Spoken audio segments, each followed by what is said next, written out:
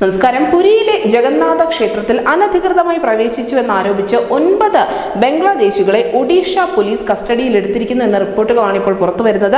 വിശ്വഹിന്ദു പരിഷത്ത് പ്രവർത്തകർ നൽകിയ പരാതിയിലാണ് ഈ നടപടി ഉണ്ടായിരിക്കുന്നത്. 12ാം നൂറ്റാണ്ടിൽ നിർമ്മിച്ച അതിപുരാതനമായ പുണ്യക്ഷേത്രത്തിലെ ആചാരങ്ങൾ ലംഘിച്ച് ക്ഷേത്രത്തിനുള്ളിൽ ഈ ബംഗ്ലാദേശികൾ കടന്നു കയറി എന്ന് കണ്ടെത്തിയത് വിശ്വഹിന്ദു പരിഷത്തിന്റെ പ്രവർത്തകർ തന്നെയായിരുന്നു.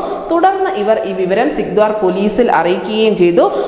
ഈ സ്റ്റേഷനിൽ പരാതി അറിയിച്ചതിന്റെ അടിസ്ഥാനത്തിലാണ് പോലീസ് ഉദ്യോഗസ്ഥർ വന്ന് ഈ ബംഗ്ലാദേശികളെ കസ്റ്റഡിയിലെടുത്തത്.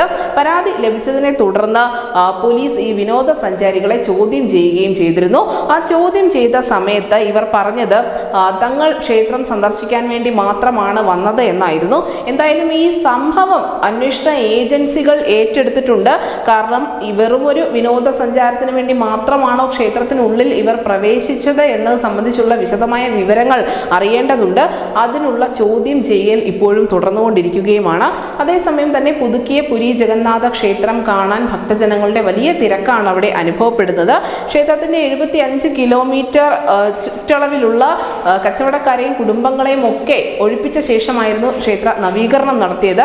680ഓളം കുടുംബങ്ങളെയും 400-ലധികം കച്ചവടക്കാരെയും ഒക്കെ ഒഴിപ്പിച്ചിരുന്നു. ഇവർക്കൊക്കെ മറ്റ് സ്ഥലങ്ങൾ കച്ചവടത്തിനും താമസത്തിനുമായി അനുവദിച്ച് കൊടുത്തിട്ടുമുണ്ട്. എന്തായാലും ഇപ്പോൾ വീതിയേറിയ ക്ഷേത്ര വീതിയിൽ നിന്നും ആയിരക്കണക്കിന് ആളുകൾക്ക് ജഗന്നാഥനെ തൊഴാൻ സാധിക്കും. വർഷം തോറും ലക്ഷങ്ങൾ വന്നു തൊഴുന്ന ഈ ക്ഷേത്രത്തിന്റെ ഭൂമി 5 ഏക്കറിൽ നിന്നും 26 ഏക്കറായി ഉയർത്തിയിട്ടുമുണ്ട്.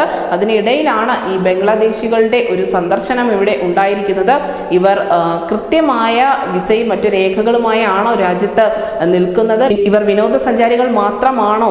എന്തായിരുന്നു ക്ഷേത്രത്തിലേക്ക് എത്താനുള്ള ഒരു സാഹചര്യം തുടങ്ങിയ കാര്യങ്ങളൊക്കെ വിശദമായി തന്നെ അന്വേഷിച്ച് വരികയാണ്. എന്തായാലും കൂട്ടമായി ഇവർ ക്ഷേത്രത്തിലെത്തിയ സംഭവം ഇപ്പോൾ ദേശീയ മാധ്യമങ്ങളിൽ അടക്കം വലിയ തലക്കെട്ടാവുന്നുണ്ട്. News desk Malayalam.